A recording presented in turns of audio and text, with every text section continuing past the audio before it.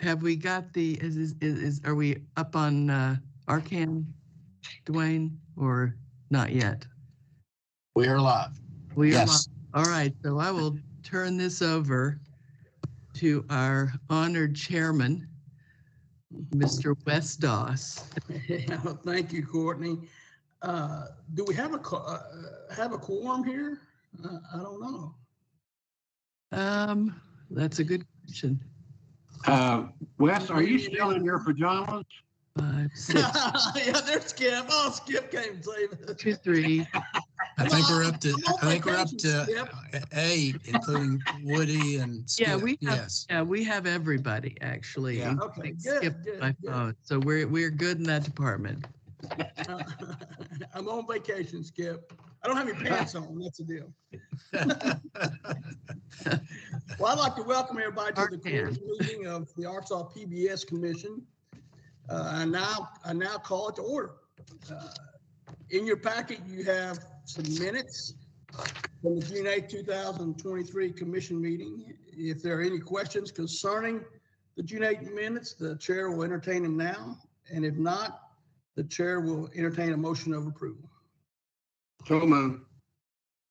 Second. Woody seconded. There's been a motion made and it's been seconded. All in favor say aye. Aye. All against say nay. And it passes. Next is the chairman's report.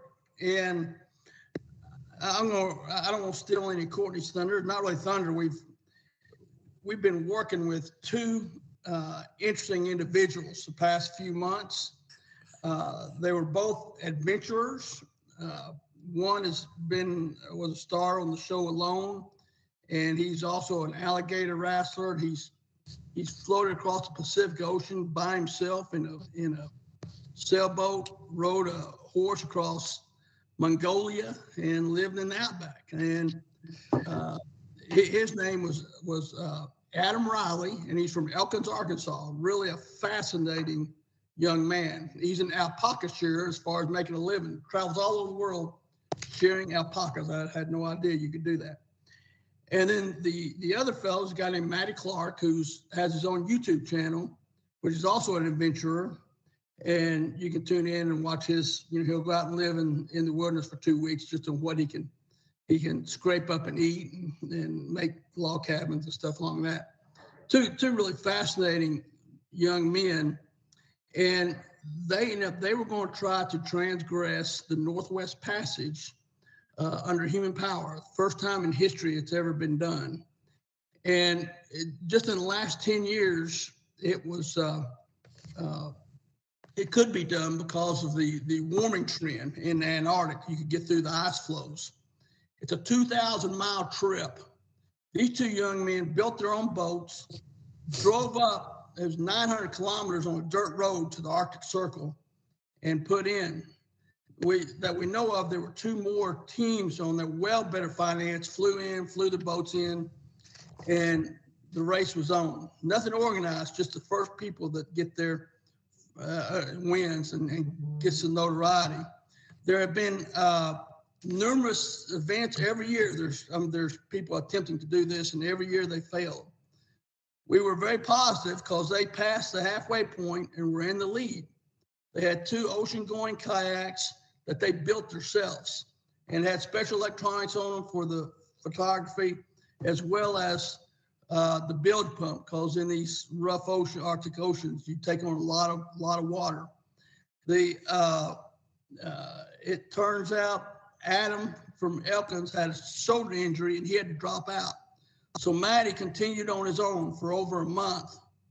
And now his boat and his electronics have given out. He can't pump water out of the kayak anymore. And they had to abandon the trip. But we still hope to produce a documentary, which we think will be popular and because they're such interesting characters. And they saw beluga whales, polar bears, wolves, the whole deal. It was quite an adventure.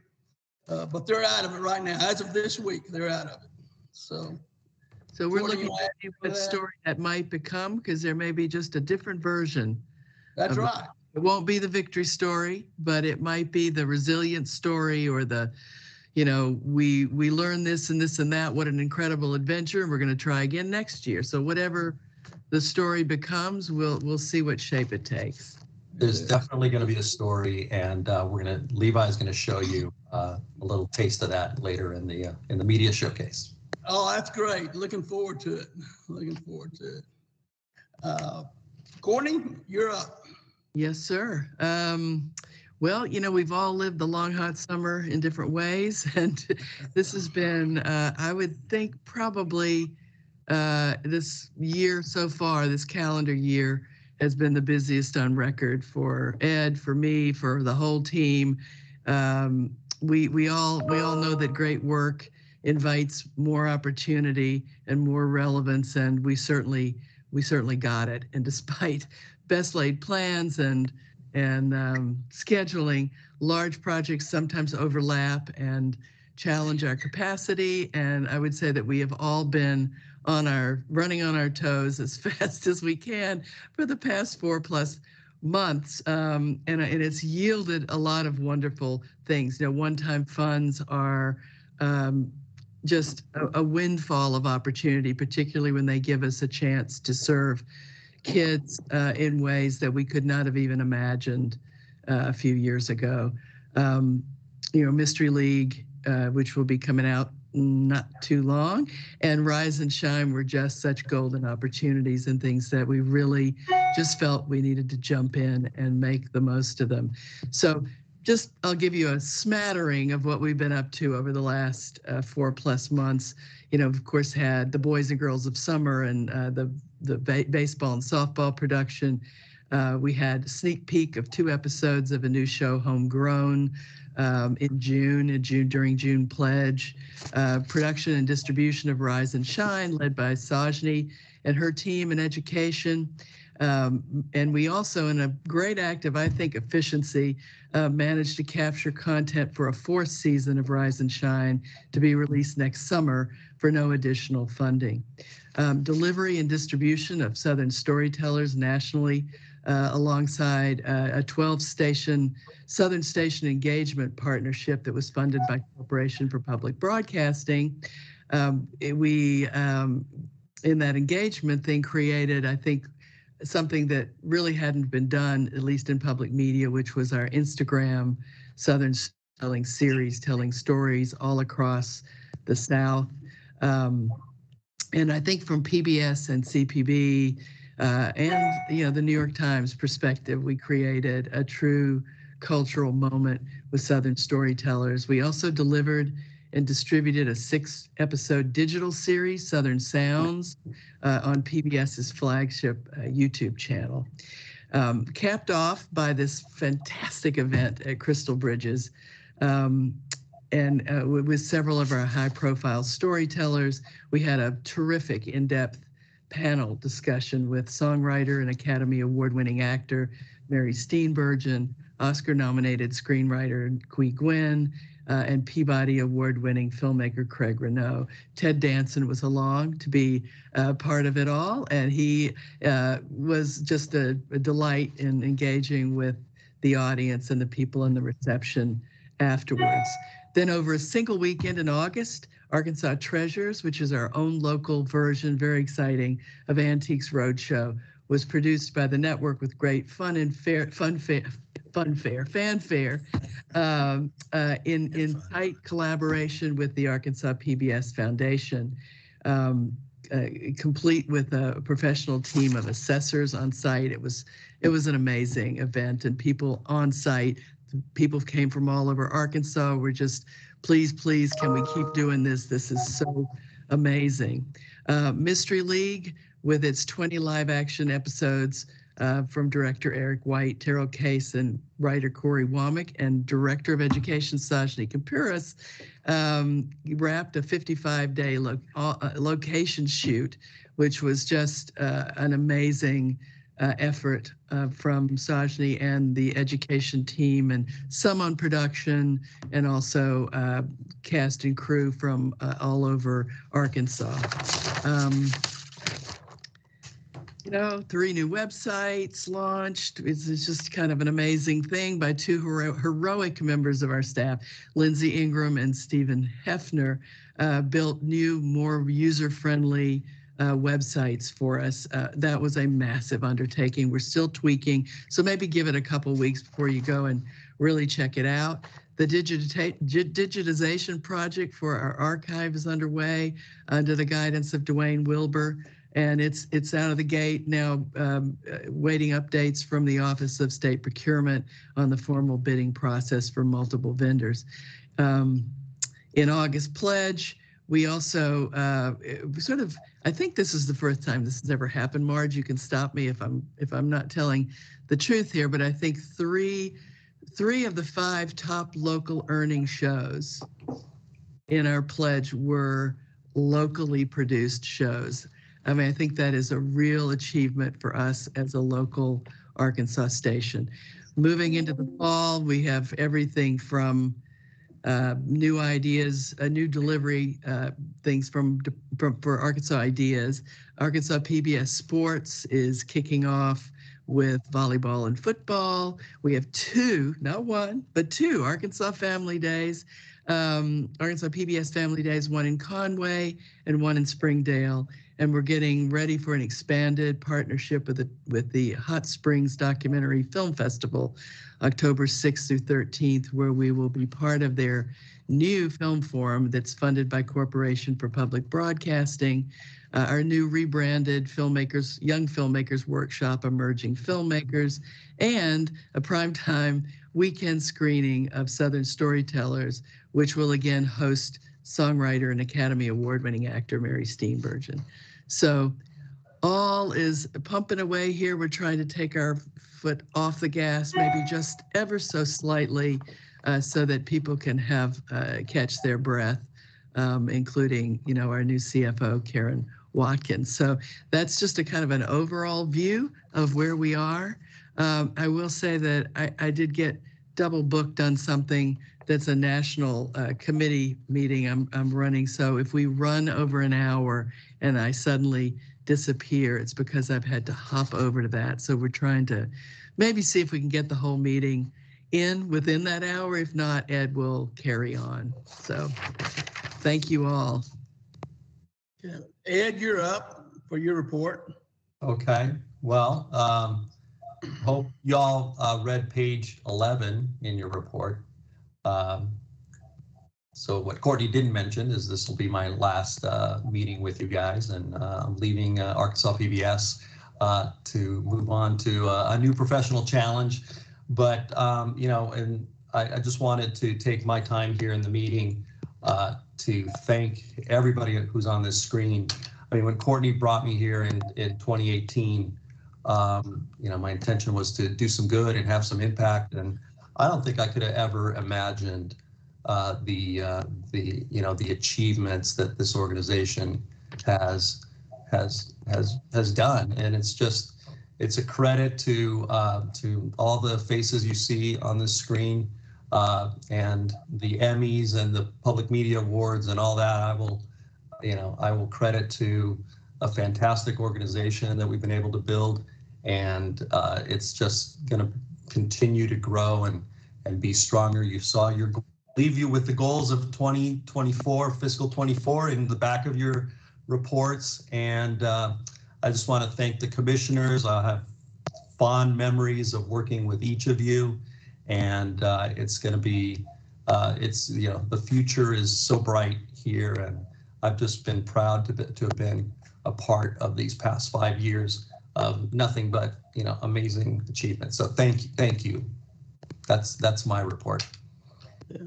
Well, Ed, you're going to be very missed. I mean, I know at times it's hard work, and we don't even see all that you do. But when you're around us, you're very professional and unflappable, and give us a lot of confidence that you're handling what your responsibilities are. And it's been great having you. And I know I'll probably speak for everybody. If you ever want to come back, show back up. Well, I'm moving on to Colorado, so I will miss Arkansas. Best wishes. I agree. Yeah, I Congratulations, can Ed. remember the times that you've tried to. Yeah. Okay, now we've got Lindsay. All You have a right, report for us, Lindsay Ingram? I do. I'm going to go through some metrics, but I'm going to first say I told Ed, in all of my travels, I've never met anyone who doesn't have a connection to Arkansas. So now he can say he has a connection to Arkansas. Oh. So he will carry that with him always. But yes, Ed, you will be greatly missed, and we appreciate you helping drive the organization forward. So I'm going to share metrics because we have some good numbers proving that we are moving forward. Get my mouse out of the way. All right, so overall audience growth continued in the month of August and upwards across all of our platforms. Our biggest increase was PBS streams, which we were really happy to see. We had a slight dip over the summer, just programming and I'm sure people's schedules. So we had a slight dip in viewership over the months of June and July, but we came back up almost 12% in the month of August. So that's great. Since our last meeting, and this was also in your packet, we had the conclusion of our fiscal 23 goals, which you can see here in blue trend lines. Happy to report that every single platform had an increase. Most platforms exceeded the goals that we set, some of them by quite a lot. Most impressive channel growth, we had 34% increase in our YouTube subscribers. Overall, I was telling Courtney this statistic yesterday. Veronica Palmer, who's a member of the marketing team, she started about 3 years ago, and she had noted this week when she started, the subscribers on YouTube was about 8,000 Arkansas PBS. So in roughly 3 years, we've gone from 8,000 subscribers to a little over 35,000 subscribers. So tremendous growth overall on YouTube, showing that we have a lot of content that people are interested in. We had a 25% increase in PBS streams from the beginning of the fiscal 23 to the end of fiscal 23. And then overall, we had a 22% increase in Instagram followers, which is also, again, a number that we're really focused on because that kind of meets in the middle. It's a little bit younger of an audience for us, and we're trying to keep that audience growing. Fiscal 24 will continue to emphasize audience reach and growth. Where you can see it's just the months of July and August, but you see the orange trend line. So we're going to be tracking FY24 over FY23 to help us see from a year to year, do we have the same dips at the same times of the year? That may help us from the standpoint of messaging, knowing when we kind of need to hit those pockets of when it just shows over year that we have some dips. So we're going to be tracking all of that together. In top 10 programs, really the most notable thing to call out here, our Arkansas PBS documentary, 7 Days, about the opioid crisis in the month of August had more than twice its typical monthly views on YouTube. So that usually sees between 26,000 views. And in the month of August, it was over 60,000 views on YouTube. There was an article that was picked back up. I think this documentary was ranked in a top 10 list of the top 10 best documentaries on the opioid crisis. And so that article got circulated again, which led to more viewership. But that also bled over for the first time since I've been tracking. 7 Days made it into the top 10 on our local PBS local stream. So people were watching it either on the PBS website or PBS over the top device. And then looking at genres, so dramas continue to reign supreme in August. We had more dramas show up in August than we did in June and July. And again, some of that was just that programming was down a little bit in those months. Science and nature is our second most viewed genre, which continues to be a trend for us. Perpetual favorites like Exploring Arkansas from Above and Dirt continue to show up in that list. History is our third most viewed genre, but it continues to be a vital resource. We learned this through the transition of our website, our new website that Courtney mentioned. We have a lot of universities and a lot of schools that use that history content in their curriculum. And so that continues to be a vital resource for us and a genre that we're eyeing for fiscal 24 to create some new content there. Karen, I think I'm gonna hand it over to you now, unless there's somebody else up on deck. Go ahead, Karen, you're up.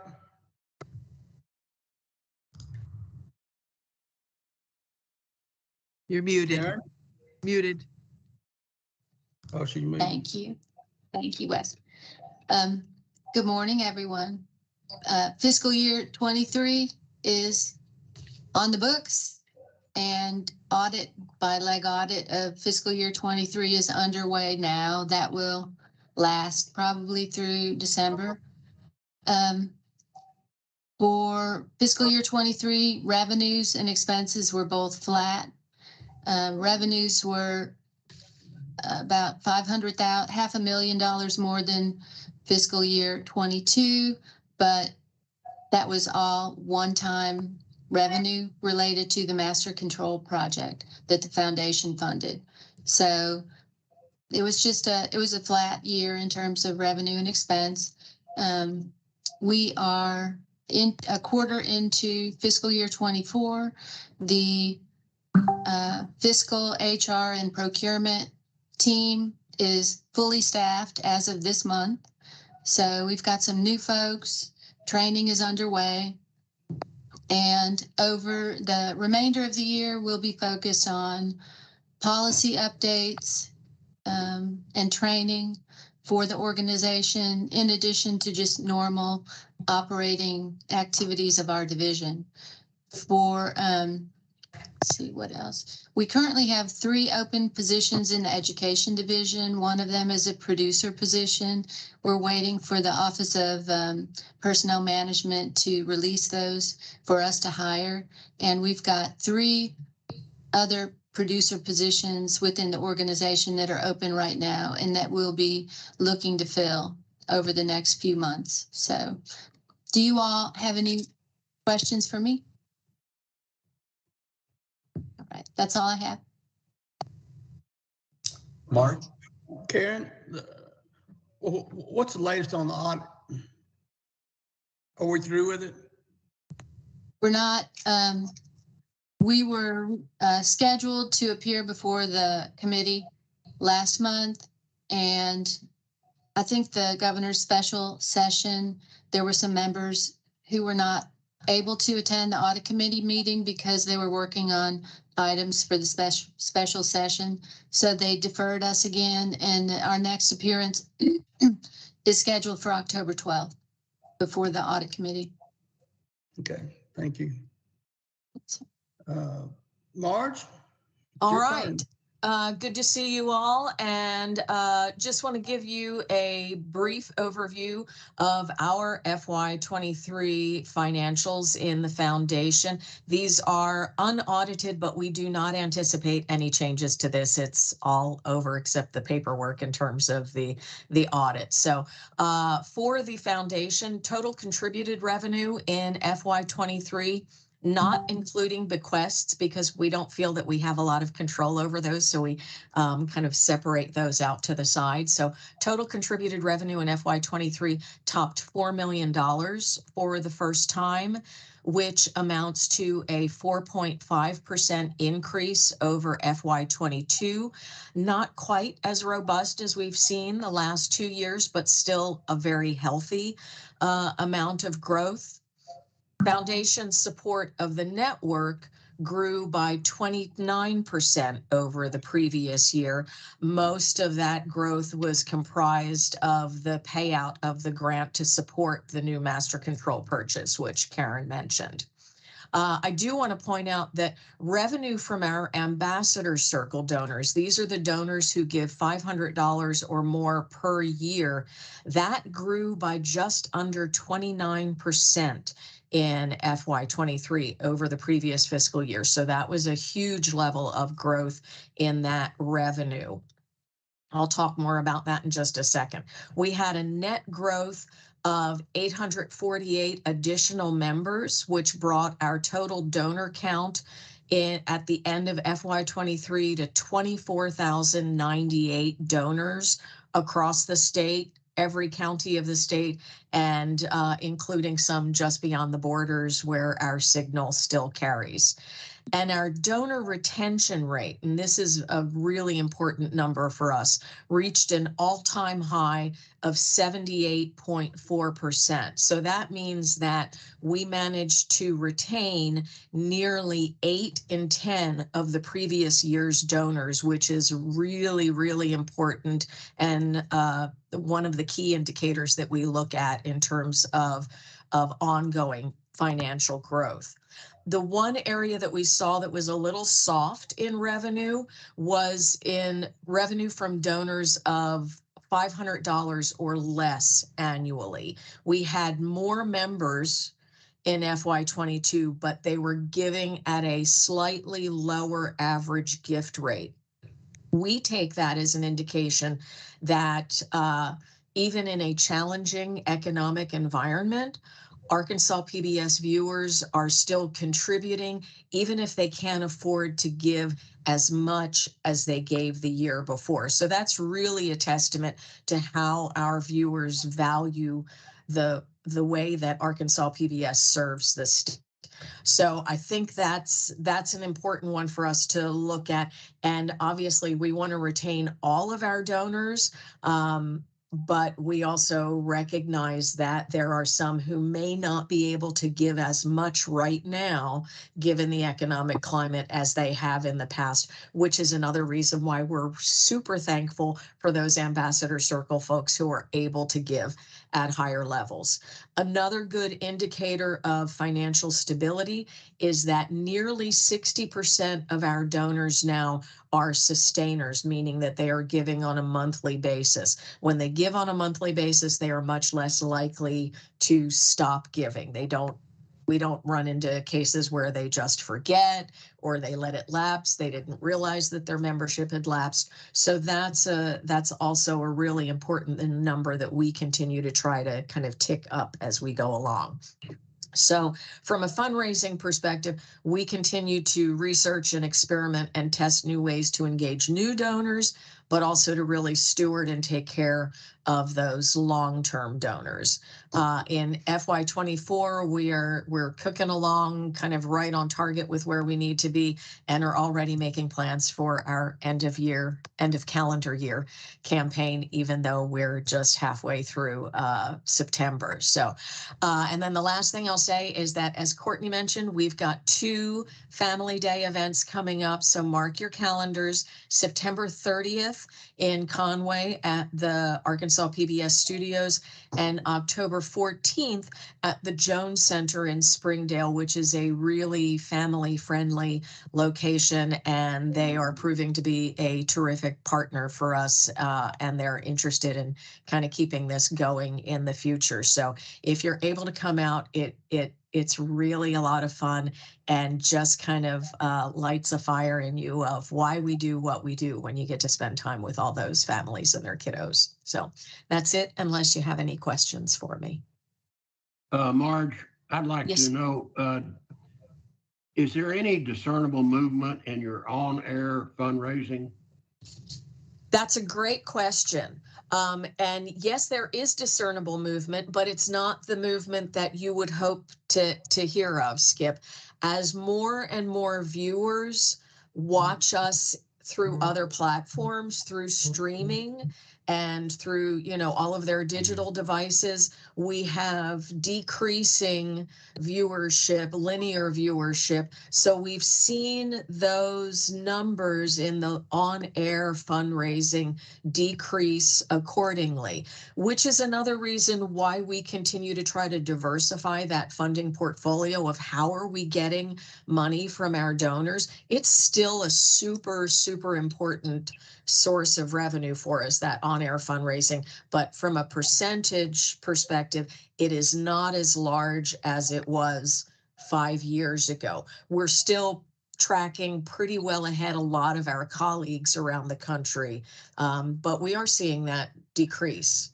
But having said that, we're still seeing our overall revenue increase, so they're giving to us in other ways. Well, that's good news. I just want to put in a plug for the effort that we made up here at Crystal Bridges, and we had that huge crowd.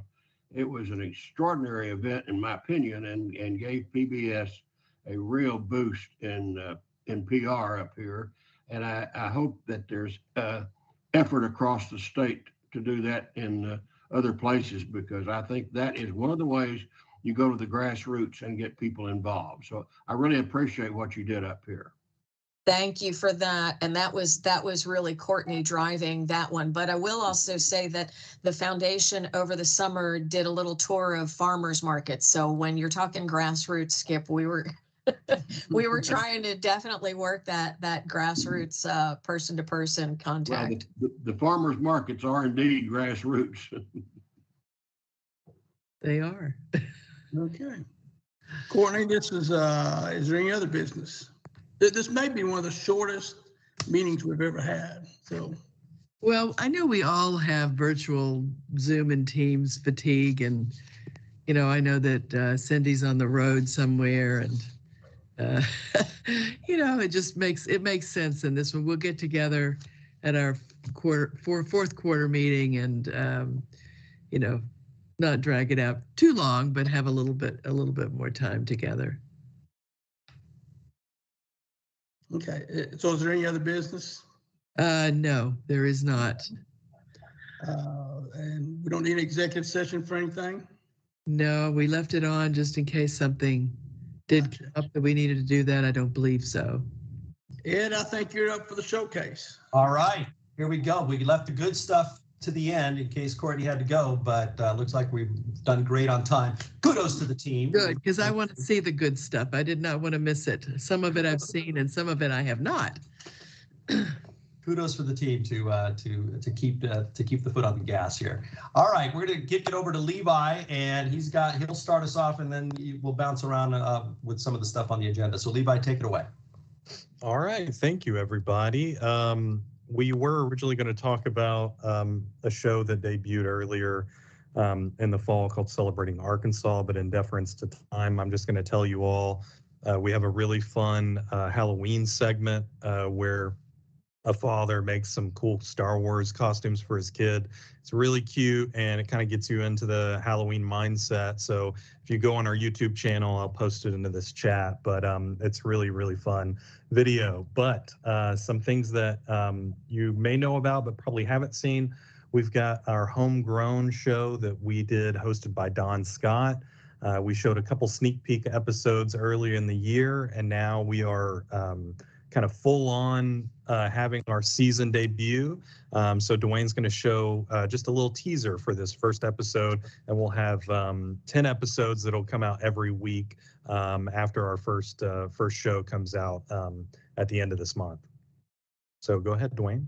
This week on Homegrown, the show where we introduce you to the people and stories that shape the character of life in Arkansas. We're sharing the stories of Arkansas's first African-American rodeo queen, Judea Kirsch, as well as Kanan Sandy's harrowing journey to becoming the Arkansas Razorbacks' #1 fan. Then we'll hear from Dolly Parton on her visit to the state to launch the local branch of her Imagination Library. All that and more on Homegrown, this Thursday only on Arkansas PBS. So, in my opinion, three of the coolest people in Arkansas we get to showcase, and it just keeps getting better and better. For those of you that follow Craig O'Neill on Facebook, he does kind of an Arkansan of the day thing that's very popular, and we think Homegrown very much fits in this mold, but we get to take a longer time to do these stories. So definitely check that out. And Levi, if I just may interject, this will be really our first in a long time, first kind of local series that we put on. So it's going to be, it'll occupy the Thursday night slot and be a consistent presence on the channel. So important show. It'll also be on all our platform channels as well too. So it's not just because broadcast is still a large piece of what we do, but that digital growth is so vital to us. We are intentionally, everything we create occupies the digital space, and then every chance we can use it also on the broadcast channel we do. Yeah, it's very hyper local too. So I mean, the show is all about Arkansas storytelling. So in my opinion, that makes it an undeniable value to our station. So talking about Arkansas storytelling, we've got another clip called Arkansas Treasures. This is the show that Courtney talked about earlier that we did with appraisals. It's kind of our version of Antiques Roadshow, but again, hyper focused on Arkansas and Arkansas stories. And so this clip that we're going to show is some baseball memorabilia, but kind of blew me away at the that interweaves into it. And there's a lot of stuff in here that I think our audience will find fascinating. So here's a short little clip.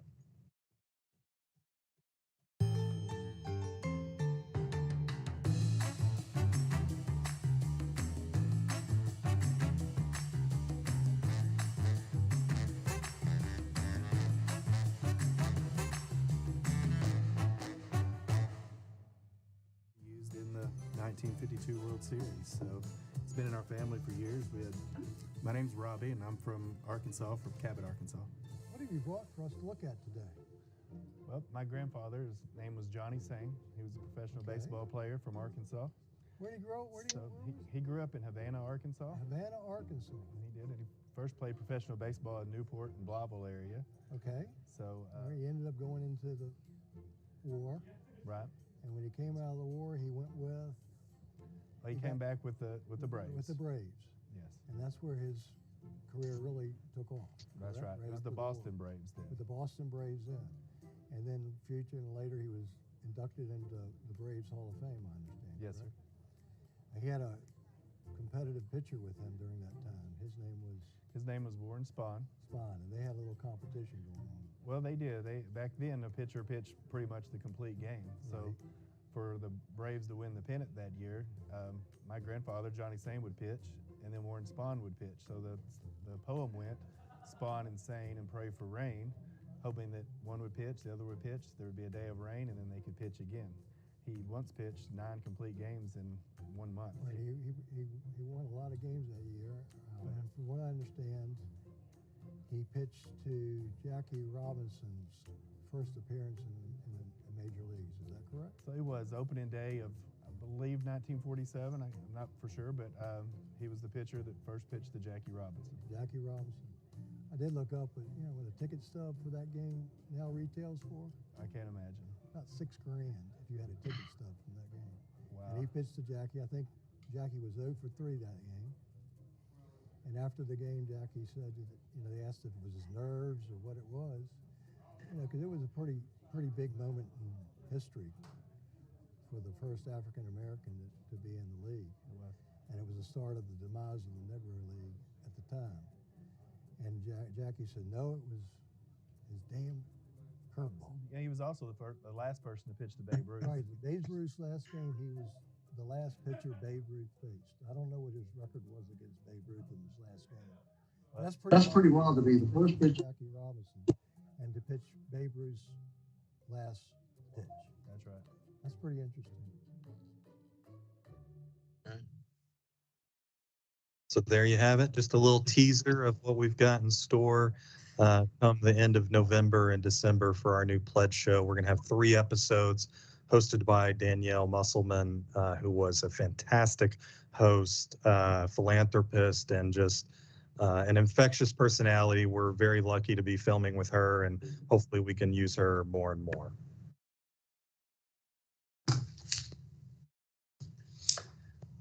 Awesome. Sajni? Okay, hi all. First, I want to say, Ed, you'll be profoundly missed, and it's been an honor to work for you. And I'm trying not to think about it. so first with that, and then next is something that we've been working on for 2 years, a little over 2 years, and it's the first time the station has ever tried or attempted to make a kids program that's narrative based, which is basically this story that we wrote in-house. We took a whole year to write it in-house. We developed the characters. We really made sure that we focused on small rural states, which is the reality for so many families and kids throughout the country. And so that was the first year. And then the second year, we went into pre-production, production, and we're now in post-production of Mystery League. And what is Mystery League? It's a 20-episode kids series focused on kindergarten through second grade as our audience.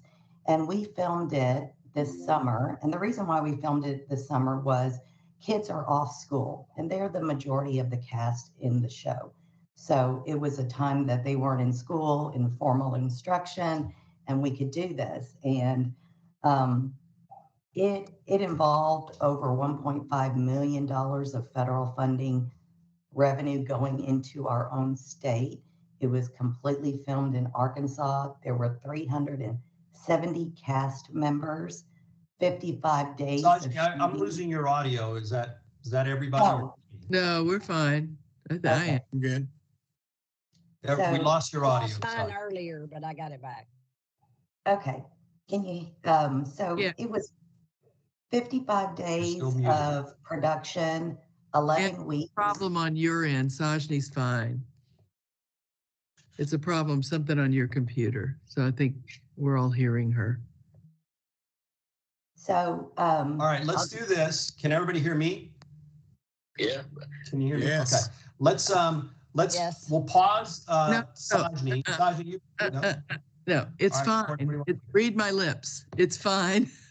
It's fine. We're fine. It's you. It's your computer. Oh, it's me. I'm Yes. the problem. Okay, I'm gonna go out. I'm gonna leave and come back. Sorry, Sajni, my bad. no problem. So it's 55 days of filming, 11 weeks straight. We filmed in Little Rock, Malvern, England, Conway, and of course, the city of Benton was a big majority of this town that we created. And this story is about friendship and community and how important it is to become a community, be a part of your community. And they're detectives, because what kid doesn't like a good detective show, right? So lots of love went into this, lots of people involved that are excited that it's coming out. There will be screenings. We'll let you know what those are. They're coming. It's premiering on November 19th. And again, 20 episodes, 10 this fall, 10 next spring. And so we're just going to show you, we can't show the storyline. We're in post-production now. So we're going to show you a trailer.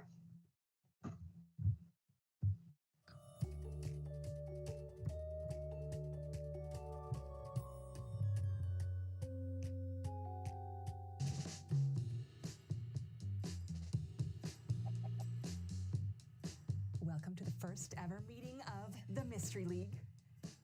I thought we were in trouble. I knew we weren't. What do you all love about mysteries? I love how they're so surprising and full of action and adventures. It's all about how detectives use cool equipment to look for clues. I love how they piece together clues to solve their mystery. The Mystery League is a mystery book club. We read mysteries. We don't solve them. Where is everyone? Why us? Well, you're detectives, right? A real-life mystery in Mulberry Springs. Who is Sammy the Sloth? My science teacher He's a robot. You've got to be kidding me. That's the weird thing. Troublemakers from another planet. From another planet? Four-headed monsters or Sasquatch sightings. Sick. I'm gonna figure out who's doing this and save the festival.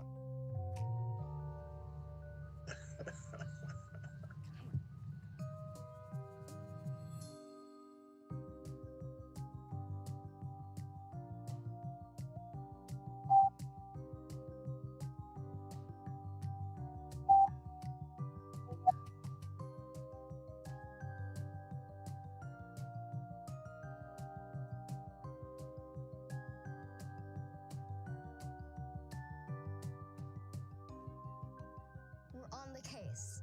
The Mystery League works best when we work together and listen to each other. This mystery will plague us no more.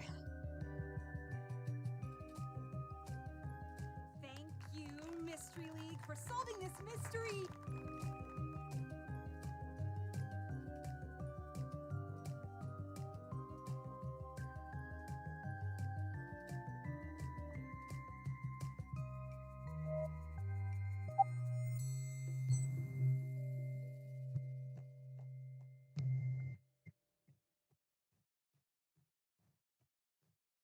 So that is Mystery League coming soon.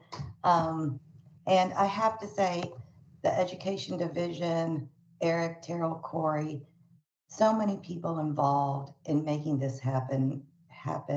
It's all to educational standards here in Arkansas. I think a lot of kids are going to relate to this because a lot of kids live in small towns, and what the community looks like and being a civic leader is different. So we think lots of people will connect with this story that we're sharing. And then I have one more thing. It's part of Mystery League. Anytime you have programming on a PBS, on a broadcast programming, typically for that young audience, you have 2 episodes with something in the middle, right? You show a 15-minute episode, something's in the middle called an interstitial, then you have another episode. The interstitial typically is something different. It still aligns to the standards that you're trying to teach. And for Mystery League, we decided to go animated, right? Because the rest of the show is live action. And so we, Prentice Dupins, who's a staff member here, wrote original songs called The Dancing Detective. And we just wanted to show you one of the 1-minute dance videos, all original stuff that we did here at the station. Okay, Levi, you're up. I think. No, we got a clip here. We're going to show this clip first. Okay, I'm sorry. A good detective knows that everything has a beginning. So to know how we get our food, you have to know the journey from beginning to end. Step 1. It all starts with seeds in the ground. Animals and plants spread all around. When the crops are ready, hold the confetti. Now comes the harvest time. It's time to clean, sort, and package. Getting rid of bugs and worms in the cabbage. Once it's all done, this stage will end. Time to go, the next stage begins. Moving from place to place in many different ways. From farm to plate is where our food comes from. Moving from place to place in many different ways. From farm to plate is where our food comes from. Step 3. Now on to transportation. Gotta get the food to its destination. Explanation? Yeah, the food's on the trip. Traveling by trucks, planes, trains, and ships. Step 4. The food is sent to grocery stores, farmers markets, restaurants, and more. This step is called distribution. The next step needs your contribution. Step 5. Last stop on this food journey. Supporting local farmers with my money. Heating up the stove, cooking veggies and meats. From farm to plate. Hey, yo, it's time to eat. Moving from place to place in many different ways. From farm to plate is where our food comes from. Moving from place to place in many different ways. From farm to plate is where our food comes from.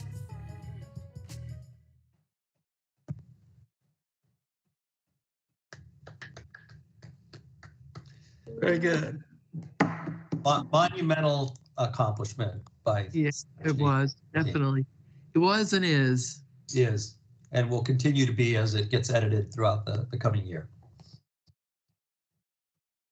All right, now we're gonna go to the project that Wes teased us with at the top of the meeting, and it's the expedition to cross the Northwest Passage. Levi.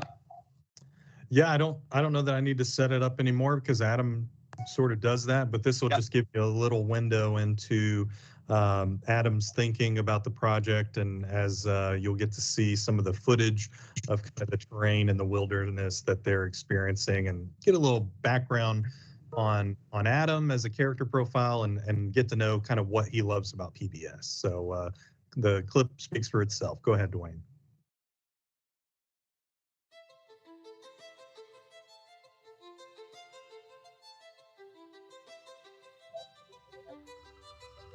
Hey everyone, my name's Adam, and I am a Fayetteville resident and Arkansas local, and I'm really excited to tell you about an upcoming project I have with Arkansas PBS. This year, my partner Maddie Clark and I are attempting to row the Northwest Passage.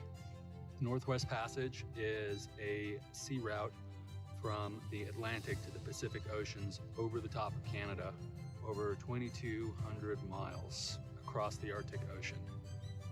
I grew up watching PBS. I remember watching Cosmos when I was a kid. That show helped stoke my passion for adventure and for discovery, which has shaped my entire life. Crossing the Pacific Ocean solo in 2018 and participating on the show alone have prepared me for what is undoubtedly the greatest adventure and most difficult undertaking of my life, taking on the Northwest Passage. This is the holy grail of Arctic exploration. We are trying to be the first people to row the passage. We are really excited to show you, the viewers, what it's like in the Arctic in 2023. Keep an eye out on Arkansas PBS to get a behind-the-scenes look on how this journey began, how it's progressing, and to celebrate with us when we cross the finish line this fall.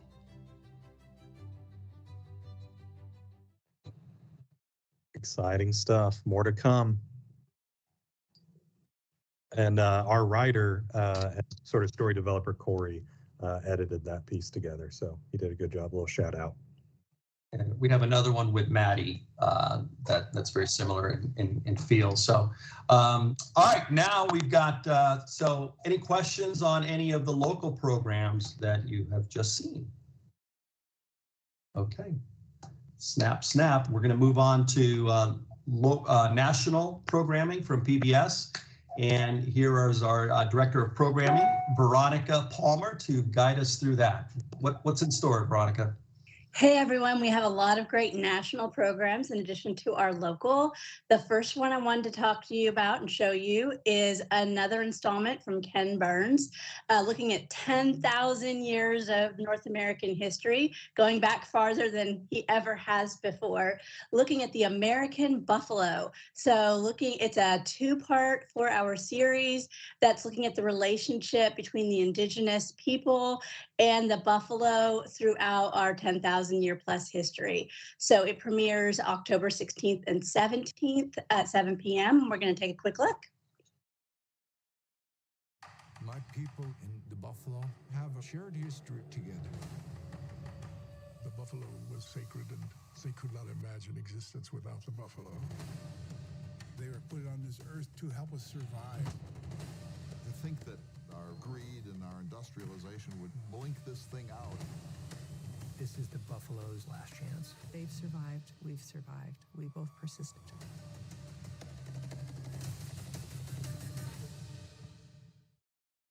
Just a short look, but it's going to be a fantastic series. I hope everyone takes a look at that one. We're going to pivot a little bit to our dramas.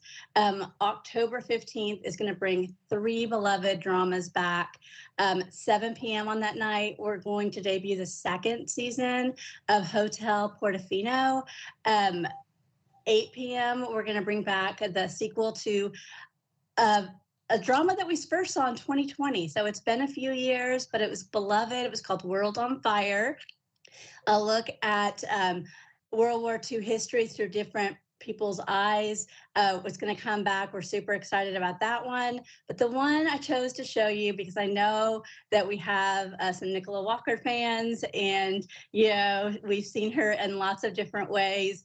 And Annika season 2 is coming back, so we're going to see a quick clip of that one.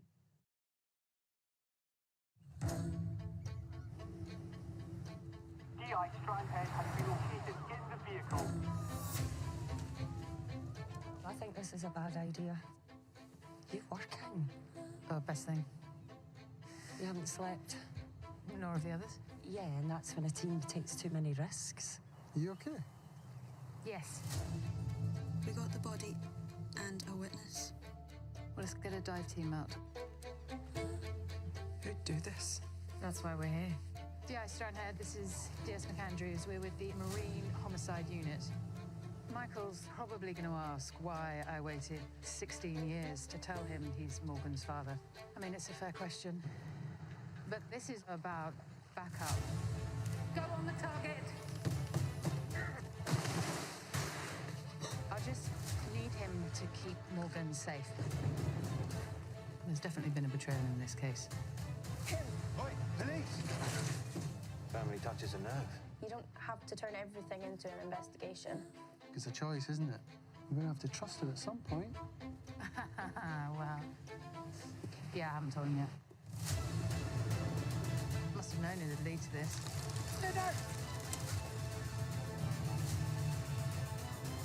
People always return to the scene of the crime.